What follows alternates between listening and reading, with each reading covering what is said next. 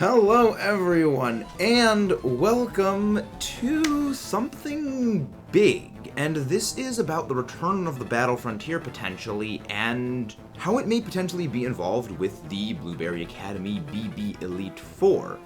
Something of which the BB League will be getting its own video in the coming weeks. After BDSP butchered our beloved Battle Frontier, gutting it to only being the Battle Tower, we are well overdue for seeing the League in all its glory, or even just a smaller compartmentalized version of it. Especially with the looming Unova remakes and what's going to happen with the Battle Subway. I love these battle facilities. I'm a big fan of battling myself, and I know you guys do as well, so please don't forget to leave a like and subscribe on this channel if you haven't done so already, as it helps support everything we do here. For starters, we're going to start with a brief history of the Battle Frontier from its beginnings to where it is so far, and I say brief because this was a lot longer than I expected. From Hoenn to Sinnoh, and then from Kalos to Galar and beyond. What the purpose of the Battle Frontier was, what the function of them, because they were two separate things, to our love for the facilities and the problems that it actually did cause. As well as why GameFreak seemed to have a continued blood vendetta against this entire thing.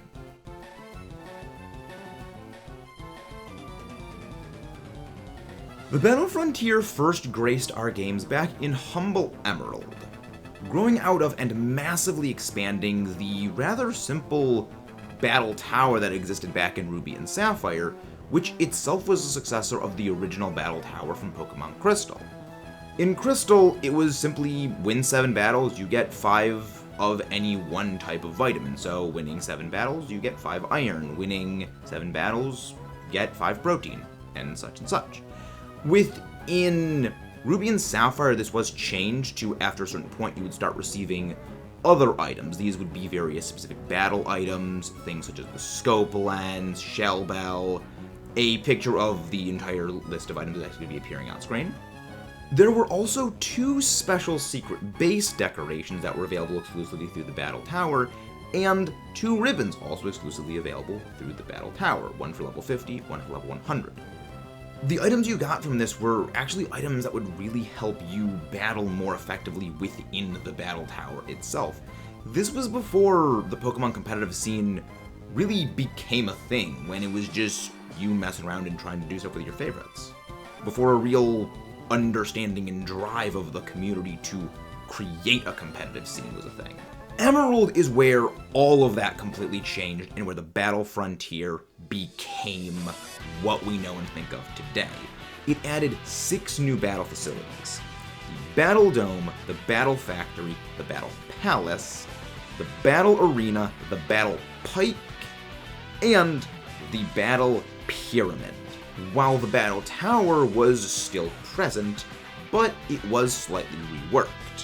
More items were added, specific BP shops were added, as now instead of just getting random items after every 7 wins, you would instead receive BP, a new currency that you could use to buy what you wanted, as well as move tutors. And there was a further incentive, so it wasn't just to get items to help you win the battle facilities more, there was actually a sort of completion objective. For winning certain amounts of wins at each battle facility, you would get either a silver frontier symbol or a gold frontier symbol after a higher win chain.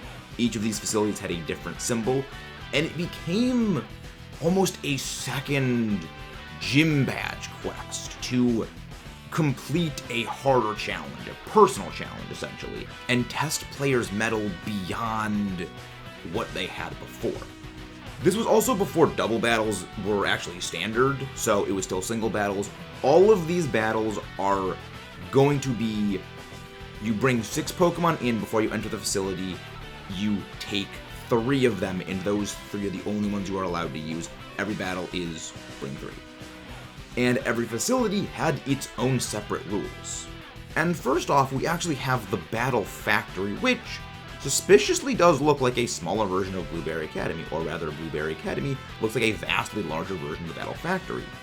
Unlike all of the other battle facilities, which we'll be going over after, the Battle Factory instead supplied you with pre-built Pokemon. It would have full effort values, items, full movesets. You couldn't change anything. You could only pick from the available options.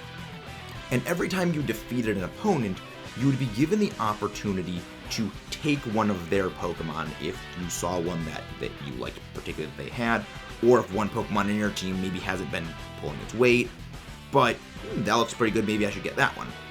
Or to have it to cover your team a bit better, you could take that. The only caveat was you actually could not see the Pokemon's stats and summary beyond what you observed yourself in the battle, or in the modern day, just go and look up a guide for, well, what everything has for stats. Because all the Pokemon that are actually available within the Battle Factory are the Pokemon the NPCs use in every other battle facility. It just pulls from a common pool. It's a fairly interesting system, as it is the by far most accessible, but also the most dynamic. The Battle Palace was by far the most complex in that you actually didn't battle yourself. The game essentially played itself by the Pokemon's nature and health remaining, determining the odds of it using either an attacking move, a defensive move, or a support or disruption move.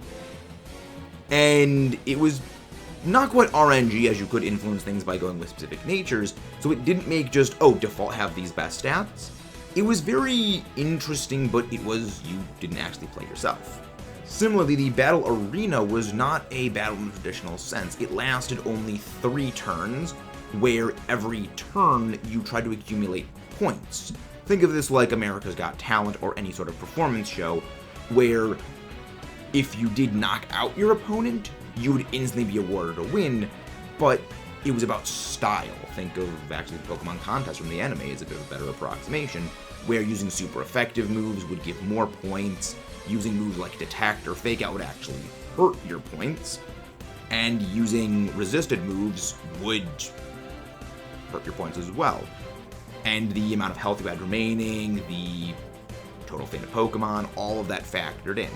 The Battle Dome, you would bring in your 3 picks you brought from your overall team of 6, but for every individual battle, you'd only bring 2 Pokemon in a 16-player tournament bracket. Now, everyone was an NPC other than you, but every battle you could scout, what sort of Pokemon does the opponent use, what is their battling style, what are the moves their Pokemon have.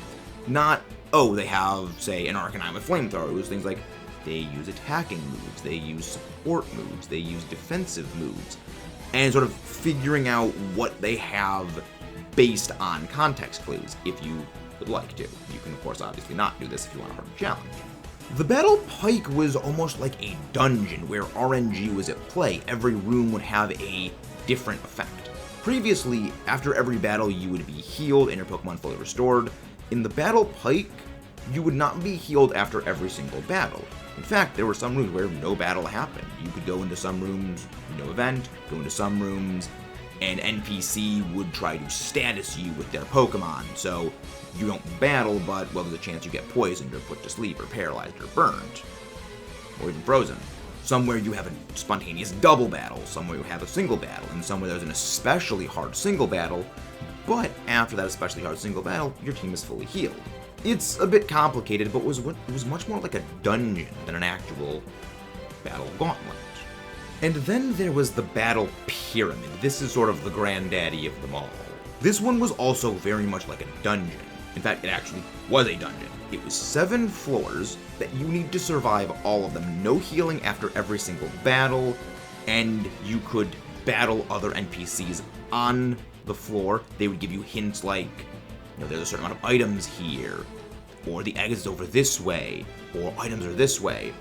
And every time you would beat an NPC, your field of vision would expand. Think of it like how you had Flash, with that small little narrow thing, but when you use Flash it expands. Every person you beat would give you a larger field of vision, but you would not be healed after every single battle. So it was a balancing act. Do you want to risk taking some damage, or do you want to stumble around in the dark?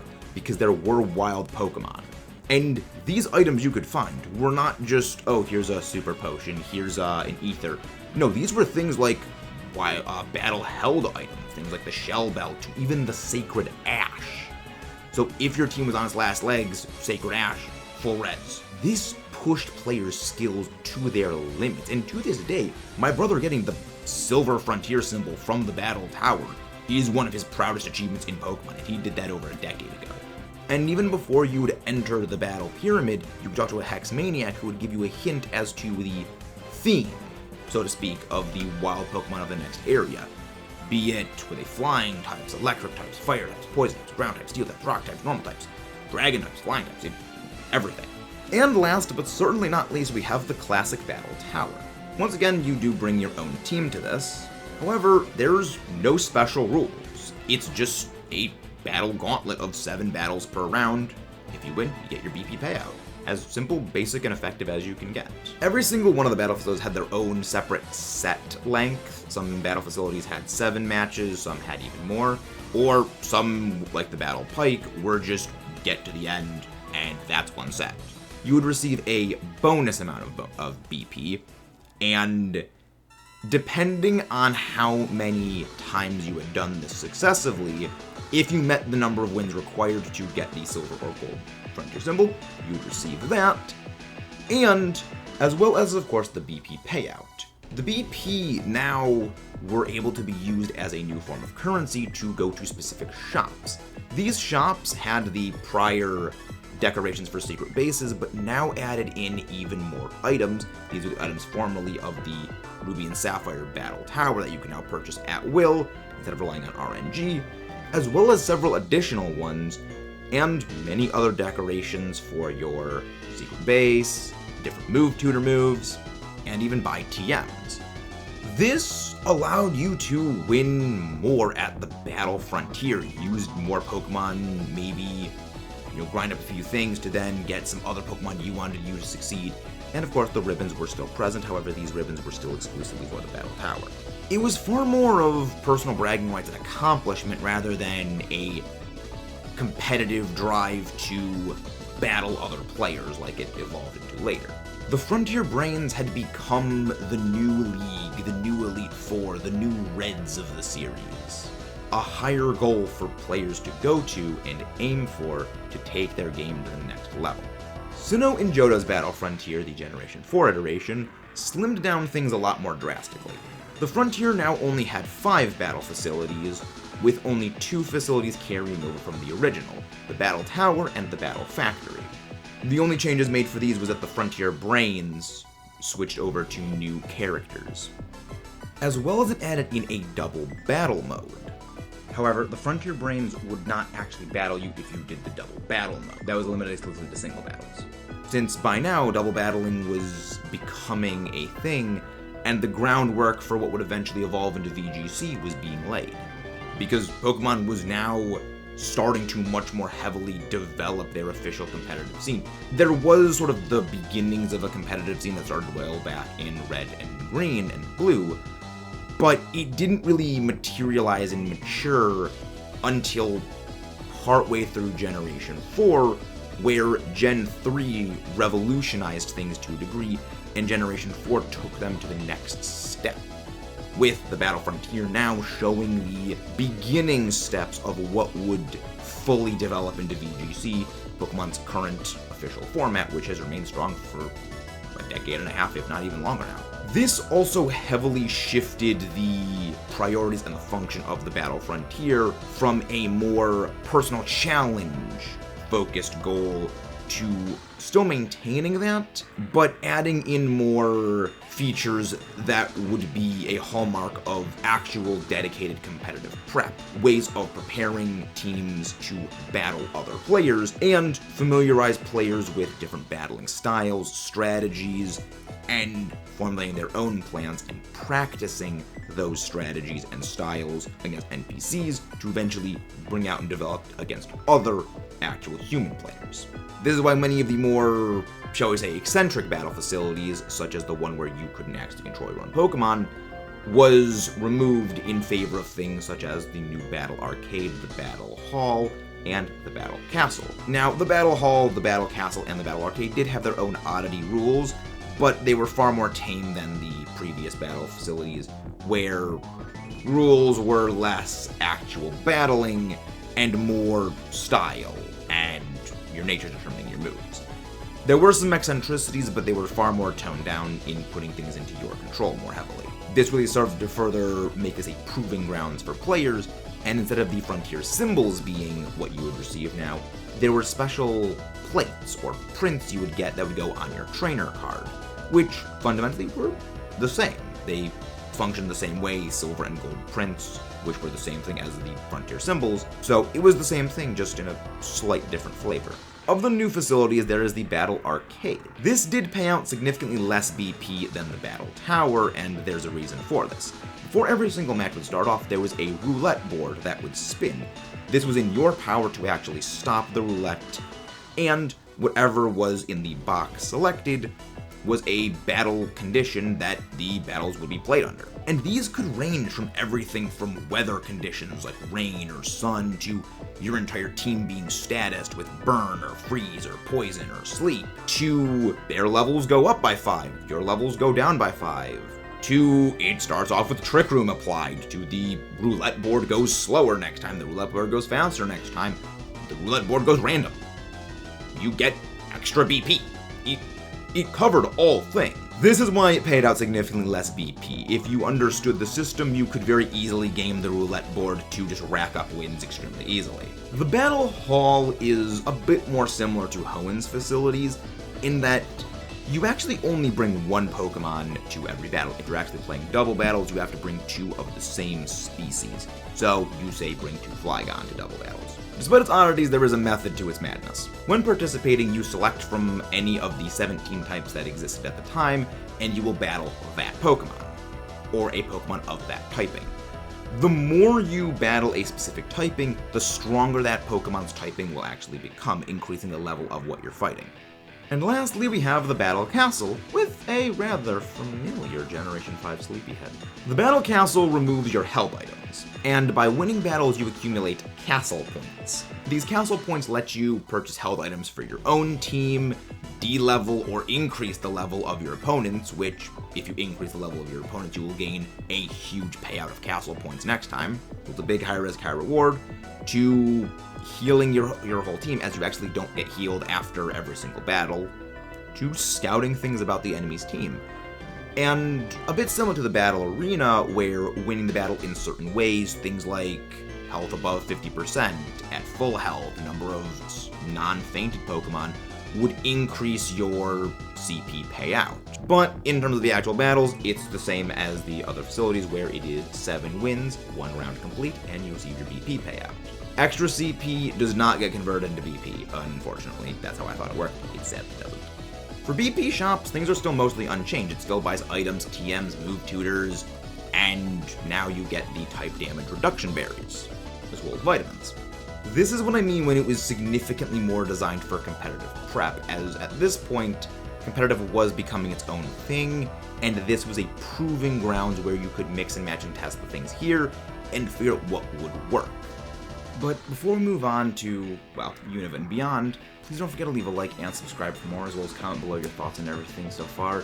These scripts take a long time to actually write, research, and edit myself. I do all the editing and stuff myself. The infamous notepad of destruction. I filled up 2 whole ones of these things just making this video script. And your guys' support is really what makes everything here work.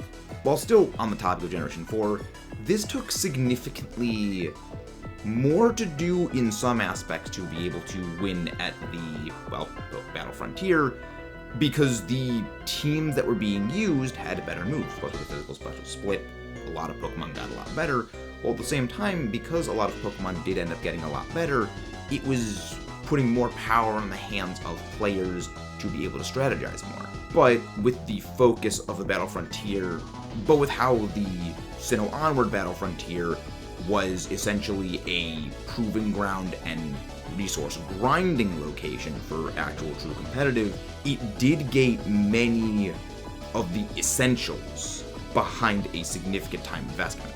Since the better you got, the more you could buy from the BP shops, the more moves you could teach Pokemon to allow you to win more in competitive and as such, do better in the Battle Frontier, which allowed you to get more materials to improve your Pokemon further. And just kind of created this self-sustaining feedback loop, which in some cases is actually not a bad idea. The problem was with the degree to which everything was gated. But with how the changes from Generation 3 going into Generation 4 actually turned out, it shows a much more player-friendly system.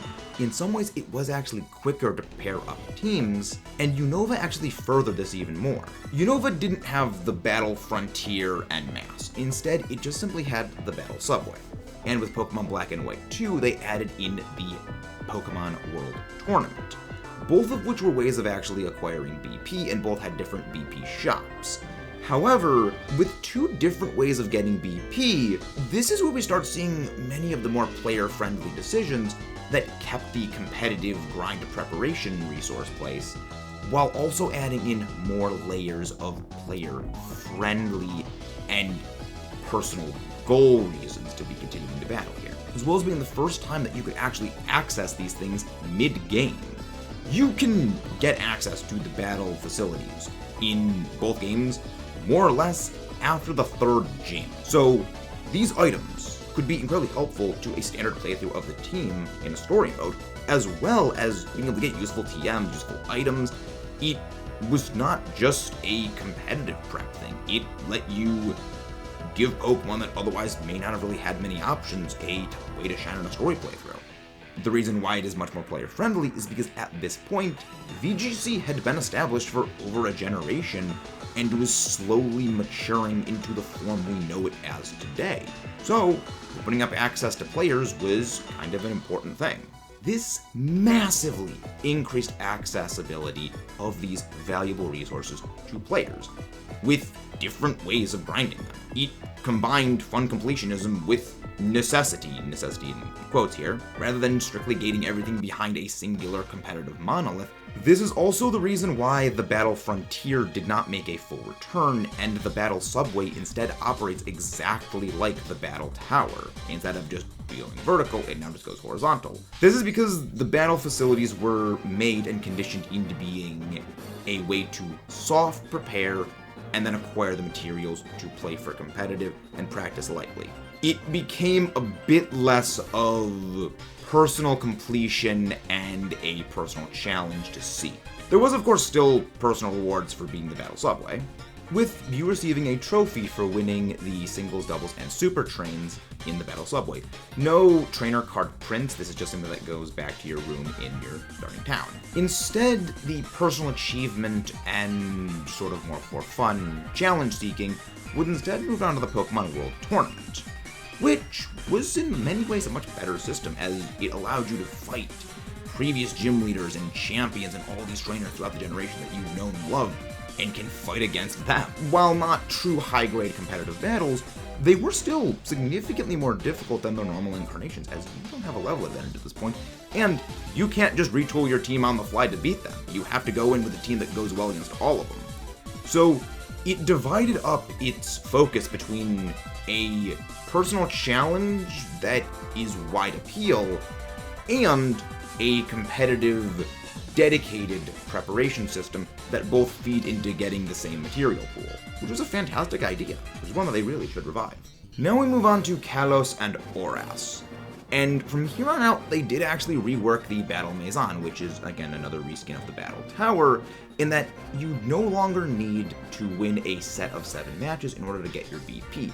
Instead, every single victory will give you BP. Unfortunately, this did come by gating more competitive essentials behind a BP gate.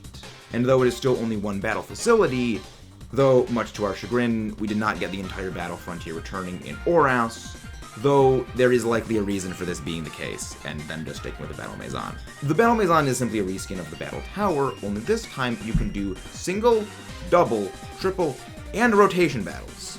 And specifically in Oras, there is a somewhat controversial Wally gate for certain items. Wally is the only way to obtain the ability capsule without having to shell out 200 BP, and he appears after a 50 win streak and only has a 1% chance of dropping the ability capsule. However, by adding in many of these very valuable, very vital materials to the game shows that GameFreak was paying attention to what players were needing and what they were asking for. So it was a step forward, or at least a good third step in the gradual process of GameFreak addressing and understanding the needs of players and how to make their lives easier. But it also was still a bit of a step back in that despite adding in these items, which were very helpful to us, they still gated them behind needing BP. While they did keep the Battle Maison as a relatively good place to practice and train your Pokemon and yourself to be getting more experience, more confident with your abilities to play before moving on to true competitive with real people. So 2 steps forward, 1 step back, not bad. Next, we move on to the Battle Tree of Alola. Once again, another reskin of the Battle Maison, which is a reskin itself of the Battle Tower, and much like with Oras and Kalos, every time that you win a battle here, you do gain BP. Though items such as the Every Mega Stone, save for a few Mega Stones, and new very valuable items such as the Terrain Extender and, of course, Move Tutors, were only obtainable here. Though, the bottle caps were still exclusive to Festival Plaza, or randomly going through the fishing spots. They did manage to learn a few things. They cut the ability capsule's price in half down to 100 from the previous 200, as well as adding in multiple other ways of obtaining BP. This was the Battle Royale from Royal Avenue, and Mantine Surf, all going into one common pool of BP materials. This was a good system in that it didn't restrict your ability to get BP to strictly having a competitive great battle team. You could go and do Battle Royale, you could go in and do Mantine Surf. And even though these may not be as efficient or as quick, they may be faster depending on the amount of time it would take to go and prepare a team, as well as helping you through the main story of the game. So again, 1 step forward, 1 step back, but net half step forward, because progress is progress. It shows they are learning in some small ways, even if they do make a few missteps here. But it also did add in personal reasons for wanting to go and challenge the Battle Tree. Because you have Red, Blue returning, you can fight Wally, Cynthia makes a reappearance. You can fight many prominent NPCs that are fan favorites throughout the regions, and much like the Pokémon World Tournament, getting to match up against them is always a spectacular sight. It's interesting how they seem to fluctuate between one gen of doing things right, then taking a step back, the next gen, then fixing them in the next gen, and then taking a step back, and they just keep fluctuating back and forth. It's a fun little trend I'm noticing now that I've finished writing the entire script. The addition of other ways of just getting BP was a good system change, because yes, still going in battling, building, and rebuilding is of course still in play, as you learn, you will make adjustments. The ability to get BP other ways, rather than just simply going into the battle tree initially, was a great change because what it offered was flexibility. You didn't need to feel pressured to go out, spend a whole lot of time preparing some super extra ultra team without needing BP, going and fighting with that, and then feeling some sunk costs adding up over time. You could simply figure out the Pokemon you might have wanted to use, go do things like Mantine Surf or the Battle Royale to build up some BP, then go into a more advanced stage of Pokemon you would rather use, rather than need to sort of build up as time goes on, making some Pokemon you know you're not going to use later on, but need just a stopgap early. You can instead go and skip over that completely, saving a lot of valuable BP. And finally, we arrive at the Battle Tower of Galar and Sinnoh. I know we all wanted the true, tried and tested Battle Frontier to make its triumphant return, but let's try and make the best with what we did get, and look at least on some positives it brought. They brought the Battle Tower back to its more functional origins, being a place to specifically go battle NPCs, accumulate BP to acquire valuable items needed for competitive prepping, and at least in Galar, you didn't have any prominent NPCs that you were fighting, again, other than Leon, who is the battle facility brain, functionally, of the game. Whereas with BDSP, they actually went in and added, you fight all gym leaders. You fight the gym leaders of Sinnoh, I should say. You fight the Team Galactic admins. You fight Cyrus. You can fight Flint. Fighting a lot of prominent NPCs that, even if it is just the Sinnoh trainers, still familiar faces we like battling outside of, well, gym leader rematches. There unfortunately was not really any peripheral stuff for Galar, but they compensated for this by increasing pretty substantially the amount of BP you got. Before you would get 1 BP for every win in the previous games, now you received 2. Though they did add many new items that were essential for competitive, this being the mints allowing you to change your Pokemon's natures, the increase in BP earned greatly reduced time spent on needing to stay in the battle facilities in order to, well, prepare your teams. It is also worth noting that the mints were most likely designed specifically with singular Pokemon you could not get another chance at catching again to be retooled, or specific special individual Pokemon like Shinies being able to be changed the natures they want. When it comes to most other Pokemon, it is relatively easy to go out, catch another Pokemon with the correct nature, or breed up a Pokemon with the correct 0 stats if necessary, and then use that, rather than the time spent to grind out another mint to change that Pokemon over the correct nature you now need, if you found the one you had was not the correct nature. So, it did add on a little bit of pressure to which is the faster way, when most people probably just see go for the BP, but again, it was a step in the right direction. And this greatly increased accessibility to players, because as you would get win streaks, you would actually get significantly large BP payouts, with the few mints you would acquire as you get wins, serving to help players not need to spend BP while accumulating mass BP themselves, so they could go find the specific one that they needed if they didn't get lucky. And once again, they further decreased the cost of the ability capsule down from 100 to 50. Now, the Crown Tundra actually did add an easier way of getting the ability capsule. Things such as getting Dynamite Ore from regular Dynamax raids or Dynamax adventures could be used to get the ability capsule and later the exclusive ability patch. But again, it shows they were actually adding in other ways of accessing these vital materials that didn't restrict it just to the battle frontier. The only thing being locked was actually still the mints. On the one hand, it did offer specifically time-locked materials you could only get from grinding BP, but it still did keep a good spot to train and prepare with. As mentioned with BDSP, however, it keeps all of that, but adding in a more personal drive in order to do things in the Battle Tower, because you can fight old gym leaders again. You can fight the Team Galactic admins. It gives you that drive to, I want to rematch these trainers if you have that drive, and it adds a little extra flavor. The one little step they did take backwards was you do not get BP for every match win. You get a singular chunk of BP at the end of a win streak of 7. So, made it a little bit less effective to get BP, but they did increase the personal rewards for doing it. So, again, step forward, step back. Though, when you compare the amount of battles to the amount of BP you would get in Sword and Shield versus BDSP, you actually get significantly less in BDSP. But what they did do was actually increase the cohesion of opposing teams. We'll get into this a little bit later when we get into actually how the Pokemon that the NPCs were using in the facilities were determined, but BDSP, despite that step back in terms of rewards, did actually increase the experience you would get going up against dedicated teams. And now we actually get to Scarlet and Violet,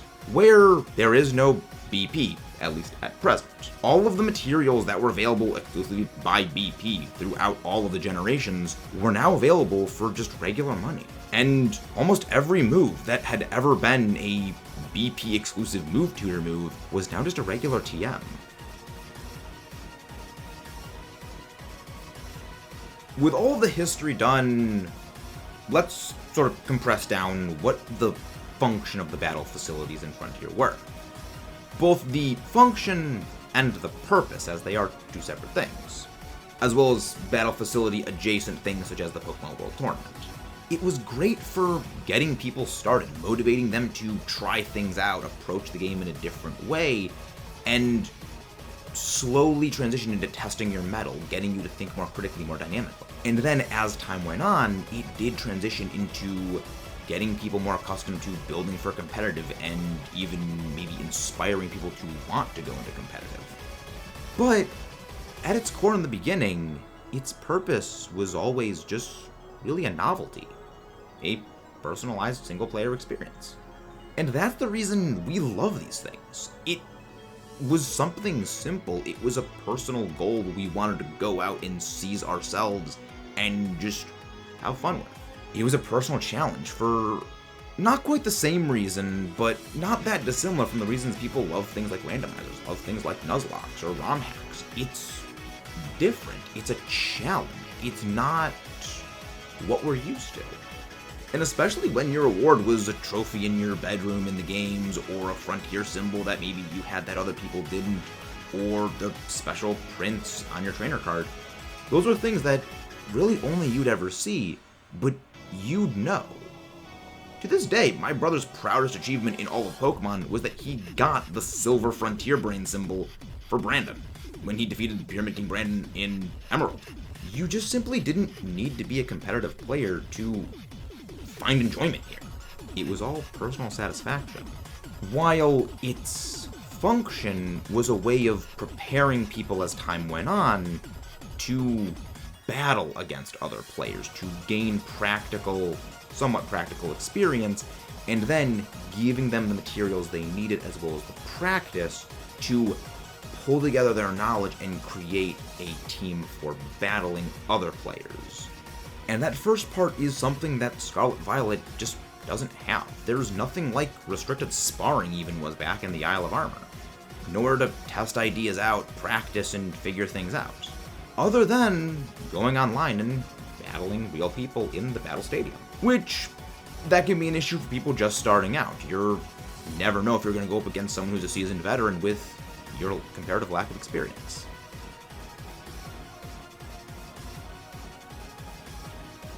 And that's why a battle facility, or even just the battle tower, would be absolutely perfect for the Indigo disc and why it hopefully is going to be making its return. After all, it's a school. It's where in-game students will go to learn about battling, to test themselves, to get better, and something like that on a meta-contextual level would actually make perfect sense. It would serve a purpose in-game as well as serve a purpose to the players. As well as with Pokemon Company actually pushing competitive involvement more and more and more as time's gone on, it would make sense even further for a long-term interest reasons. Things such as Dynamax Adventures give games a longer lifespan by keeping players coming back. And adding invaluable replay content like battle facilities is a great way to inspire people who otherwise might be intimidated from, well, doing competitive battling to try some stuff out. Maybe they enjoy it, maybe they actually want to go start battling. Certainly much better than the terrible terror raid they keep doing, which try to force people to think competitively, but it just doesn't work because they're too difficult, and you find the one thing that bodies it, and you just repeat that without actually knowing why it works.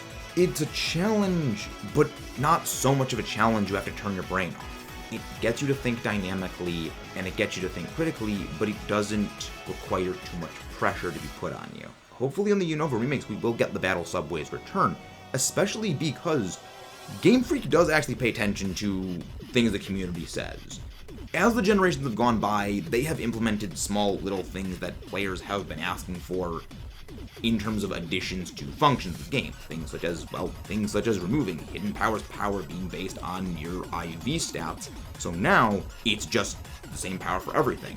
Adding in the bottle caps to max out your IVs.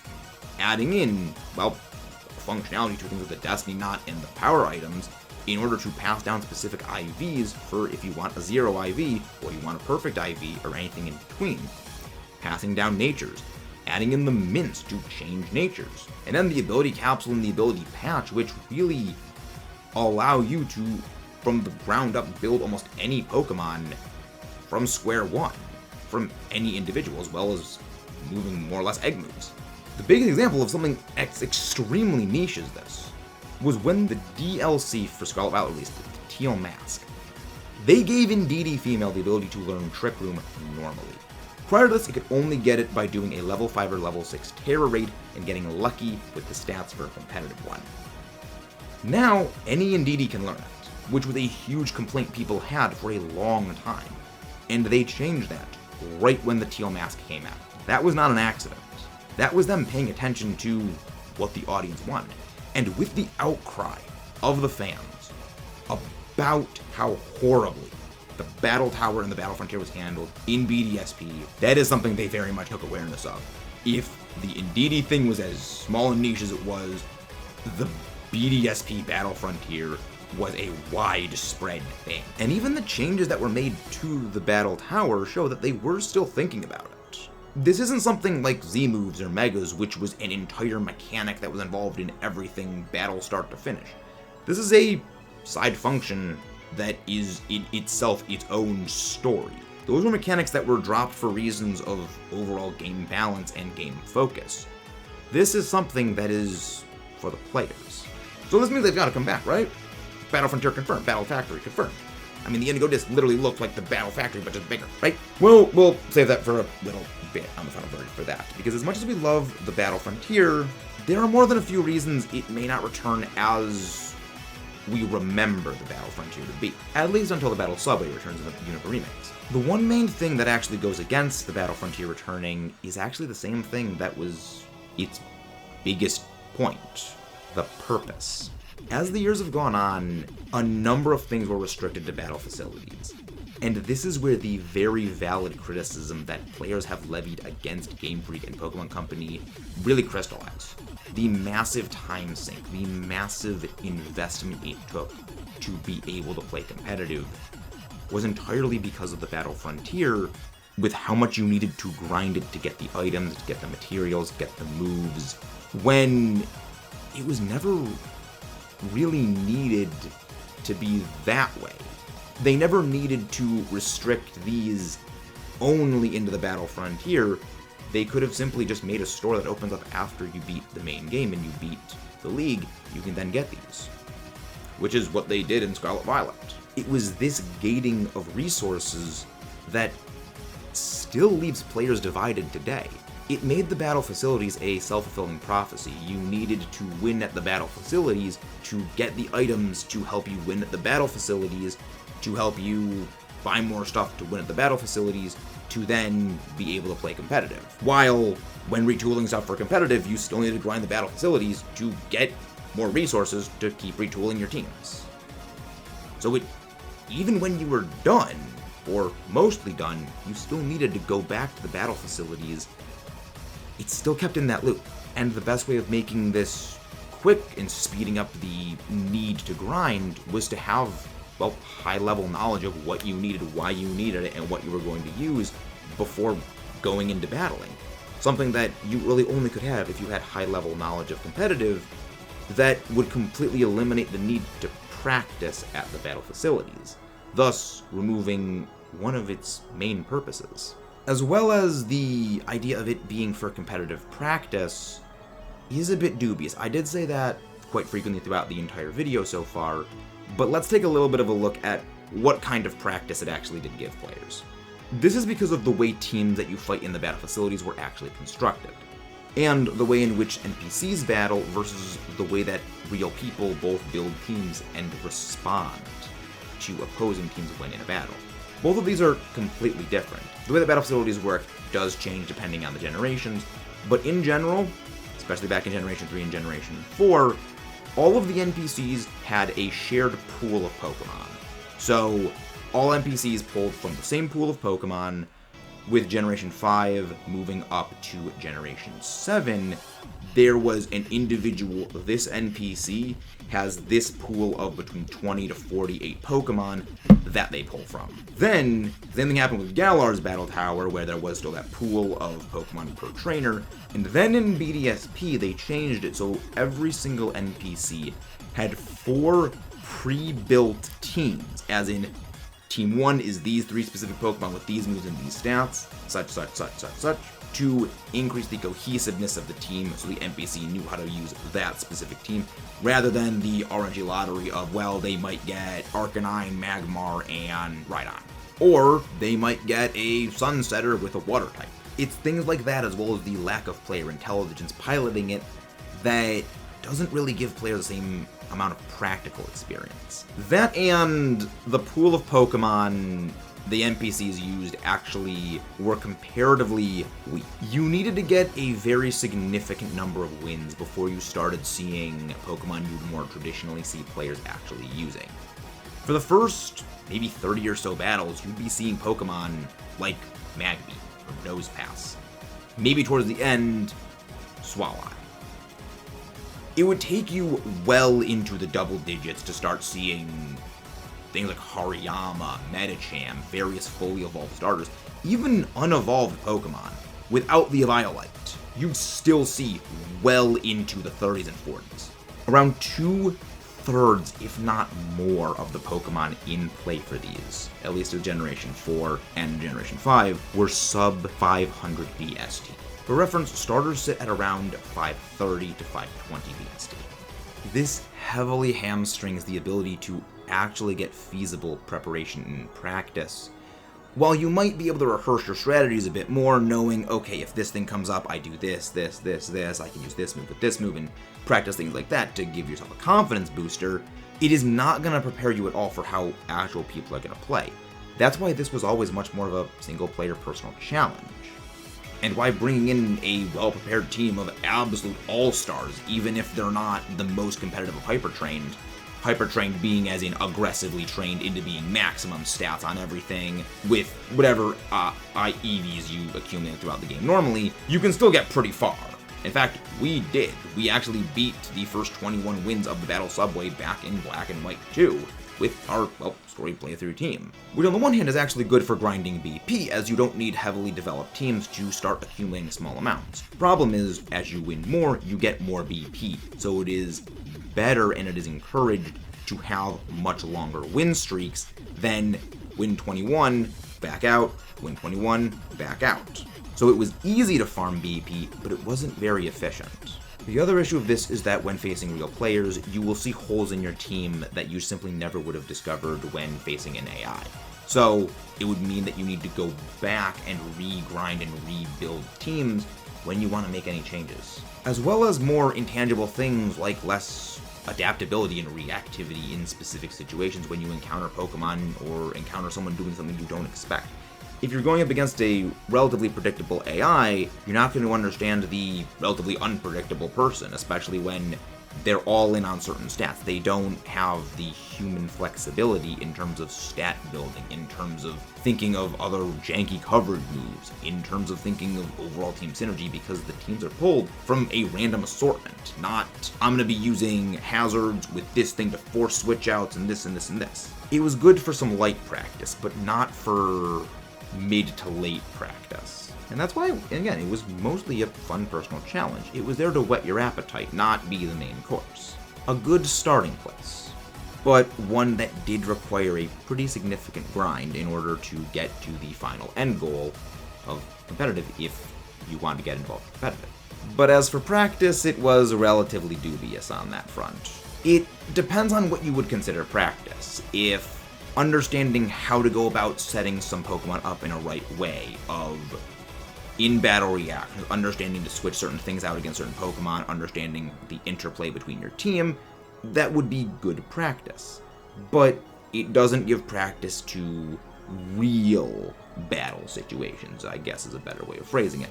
Especially since you're going to be encountering a lot of very low stat Pokemon for a significant stretch of your time playing, unless you're with a team of absolute perfectly trained all-stars. Look at the most generous of the original iterations, the Battle Subway. For a 21 win streak in the regular and super subways, you would get 16 and 18 BP respectively, for a 21 win streak. Compared to the exchange booths, yeah, that's not looking too favorable. That is a lot of grinding for a single item. Keep in mind that this is the black and white table. Black 2, White 2 actually cut the prices in half, making it significantly more accessible, but it's still pretty costly. Unfortunately, only for X and Y to jack them up again. The BP per win does mitigate this, but it is still a very significant time sink for competitive prep, and even just preparing to personally want to go take on the Battle Frontier again.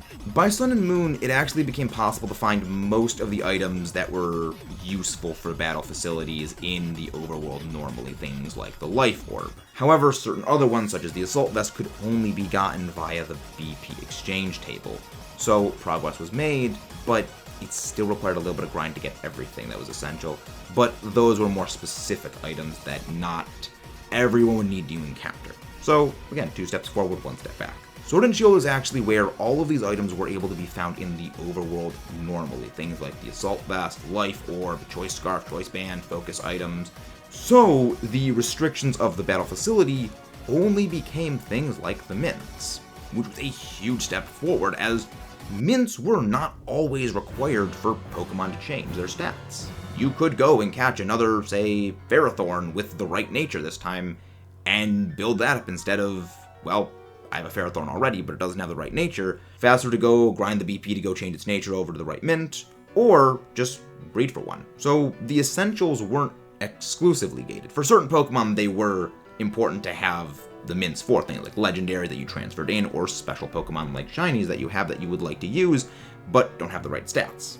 This was what those were for more, rather than this is something you need just to get started. At 50 BP in the BP shop, it was a bit steep, but when you consider how much BP you can actually get through every battle, 2 BP per win, it actually does come out to being relatively easily obtainable. That was only 25 wins, which, compare that to before, it would take probably double that in order to get BP to get some items in the previous games, because remember, before they were win streaks. This is every single time you get BP. BDSP did take a step back from this player-friendly features with being win streaks that were when you get your BP. However, it's also worth noting that BDSP was actually not the main competitive battling game of Generation 8 that was Sword and Shield. BDSP was more of a fun side thing, which is likely the reason they did this. And this change specifically for the Battle Frontier makes sense when you consider the way that the teams were constructed previously. Previous teams we've been over before, from Generation 3 into Generation 5, there's a pool of every Pokemon available that the NPCs pick from. Generation 6, 7, and in Sword and Shield, it is every trainer has a pool of between 20 to 48 Pokemon that they specifically draw from and can build from, whereas BDSP was 4 specific teams that the NPCs pull from. This made the BDSP Battle Tower more focused on a personal challenge, rather than the Sword and Shield Battle Tower, which was this is how you get competitive materials ready. However, there is one sort of black eye on this, and that is the practice you got from the Battle Tower in Sword and Shield was not necessary at all times. This is because, for actually several generations at this point, you'd been able to go online and battle against real people without needing to prearrange some sort of code to link up and battle with them. You could go online and just battle anyone. And that had been a thing since Generation 6. With Generation 8, adding in, depending on how well you actually perform during every month, you will actually earn BP. In the Battle Stadium, participating in any of either doubles or singles, you will be, well, rated at the end of every battle. If you win, your tier goes up. If you lose, your score goes down a little bit. When you win, you gain significantly more than you lose, so even if you go even wins, even losses, you will still be continuing to increase in your rank to increase accessibility of a lot of the later things. Depending on your end of season, which is the end of the month, tiering, you will receive a number of items as well as BP. If you reach Master Ball tier, you will gain 300 BP. Keep in mind, that is 300 BP for a single format. So every month, if you did both doubles and singles, you would get 600 BP. Even if you didn't get to Master Ball rank, you would still get in the hundreds of BP, and even if you focus on one specific one, that's less Pokemon you gotta build. And even then, you can largely retool teams for both doubles and singles and use common Pokemon each time, thus heavily shortening the amount of time it would take to build up teams and the amount of BP cost necessary.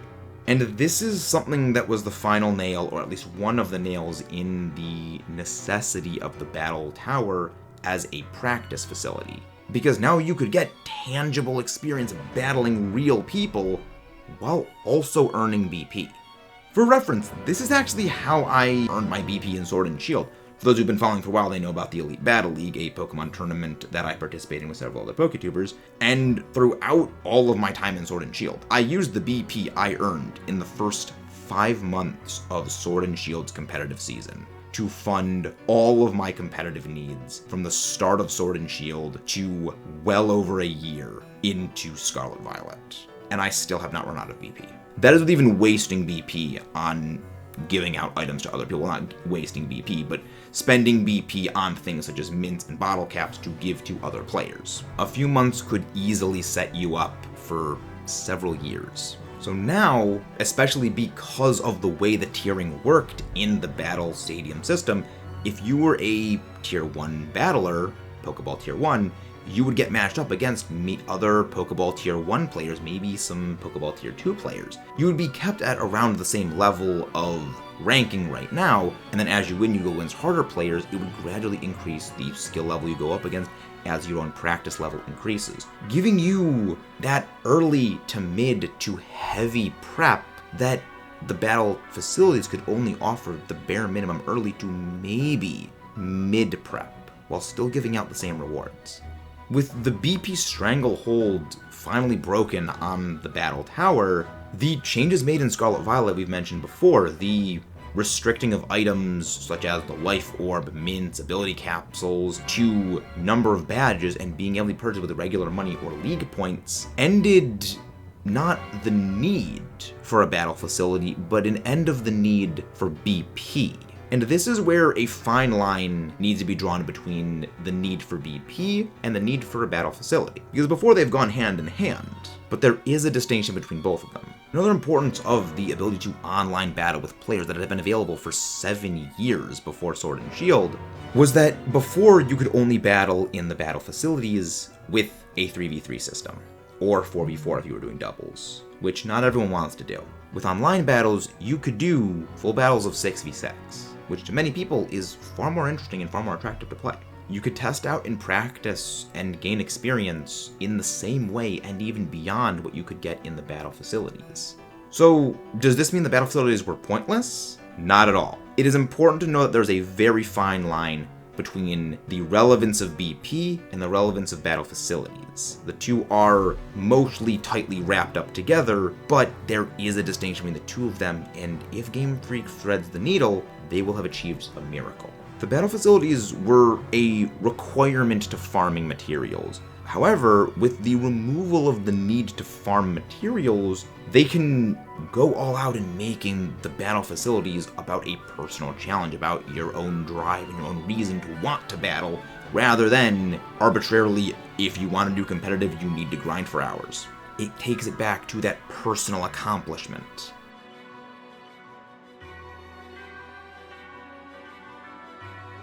We can use that to show that they actually have had the makings of what a perfect battle facility reintroduction could be. They just haven't put all the pieces together. It leaves us with the battle facilities will always have a place in these games, in our hearts, and in our memories. It's a fun challenge for everyone, it's great for inspiring people, and it's something that will always continue to get players to want to try something new, motivate them in ways the game standard and vanilla can't do, and it gives them that level of challenge. One of the reasons why things like Nuzlocke and randomizers developed is wanting something different, and this gives people that. Now, it's not going to replace Nuzlocke and randomizers, of course, that's not how it works, but it will give people another outlet for challenging themselves, and get people away from the familiar big moves go brr that the games have generally devolved to these days. I love the battle frontier. I love the battle facilities, and more than anyone, I would love to see them come back. And I do see it returning in the Indigo disc. Not maybe in the same name as it was before, but something of the same function, something of the similar vein, where it's battles, where it's a challenge that restricts your levels, that restricts what you have, and you can't just steamroll and bulldoze everything.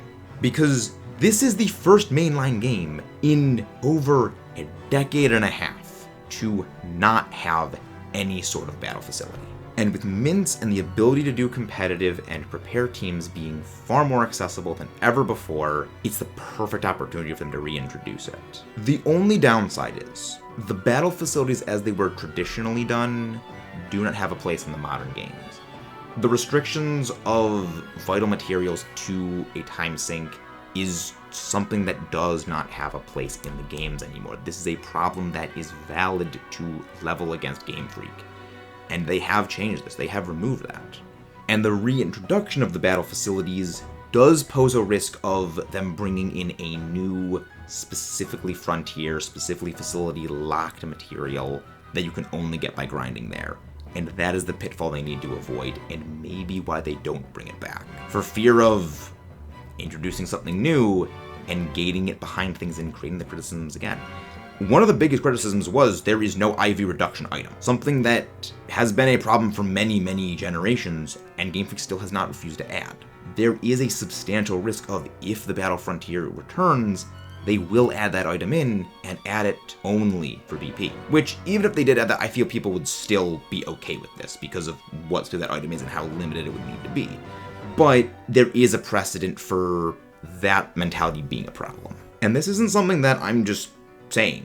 just because. I've gone through and I've asked many other Pokemon players, both hardcore competitive players, casual players, and friends of mine who are enjoyers of the battle facilities, how they feel on the battle frontier proper, which unanimously is love, or they've just never had the interest in doing the battle facilities, but they've heard good things about it. And then ask them about the ones who know competitive, how they felt about the items that were restricted to that.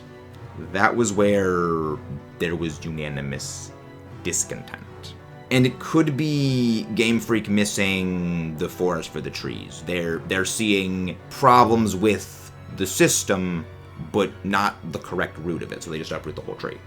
But with, of course, the re-adding of all of those items to being regularly purchasable, they may be able to skirt that line and dodge that bullet. But it is still a fairly large strike against the battle frontier returning, at least for now. The battle items, TMs, move tutors, all of those have been normally obtainable. One of the reasons I think that the battle facilities were used for move tutors is just so they didn't add in an extra 40 to 60 to even maybe 80 plus other TMs to the game. Remember, back in Generation 4, there was about 80 TMs, maybe a bit more. Nowadays, there's well over 200. But that's because most of the TMs that got added were either new moves that added in the generations, or are moves that were formerly move tutors that are now regular TMs. And imagine a game like Heart Gold or Soul Silver with 150 TMs. It's a bit much.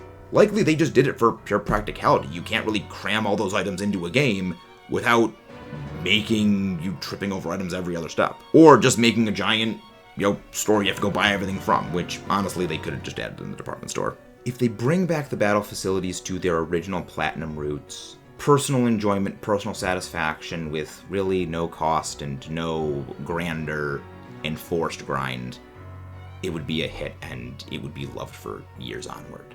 That's why I do believe they will bring back the battle facilities. It's going to add something that the game does sorely lack, which is long-term playability, and it will further Game Freak's goal of trying to get more people into competitive. Something that they've been aggressively trying to enforce, but the harder you push, the more people resist. Battle Frontier is a perfect way of nudging people to get interested.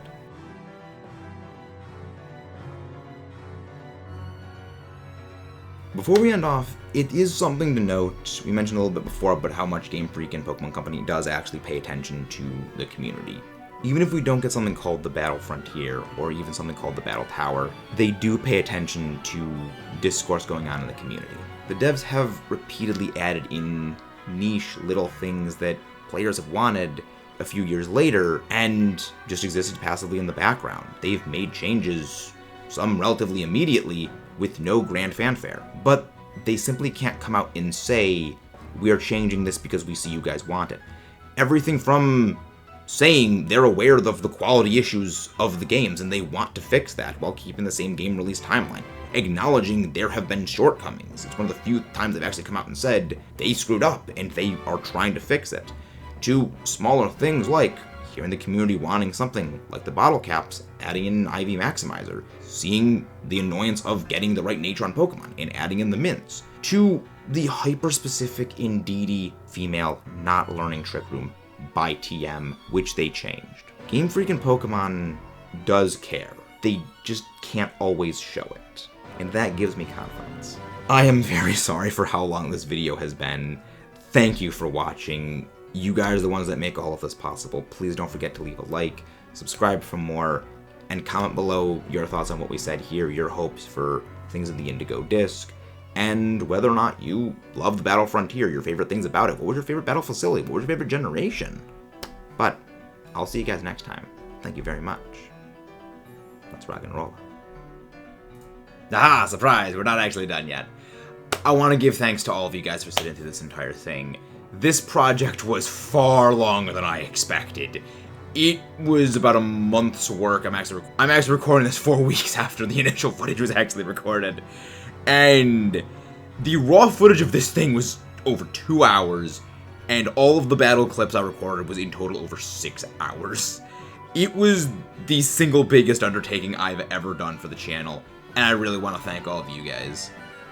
And I especially want to thank all of my channel members for being the ones that really help support us and what we do here. Michaela Yenma as our one and only Kaiju Crusher. All 7 of our Steel Commanders, Crispy Muffin, Foxy Lady 08, Roost, Maxwell Kane, Eevee, Mudkip, and King Braidstar. And all 10 of our Metal Machines, Eevee Sanders, The Pink Dungeon, J Games 4409, Thina Bella, Litsune, That Guy Jared, Dragon Dance 05, Ash Ketchum 78, and Tag. You guys are the ones that make all of this possible. Thank you so much. And to all of you other viewers out there, you make all this possible too.